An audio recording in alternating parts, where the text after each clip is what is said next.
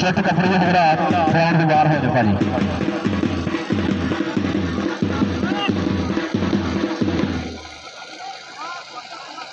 ਉਹ ਸਾਡੇ ਅੱਜ ਦੇ ਮੁੱਖ ਮਹਿਮਾਨ ਪਰਿਆ ਦੇ ਪ੍ਰਧਾਨ ਜਨਾਬ ਮੁਹਤਰਮ ਇਜ਼ਤਾਲ ਲੱਜਾ ਵਾਲੇ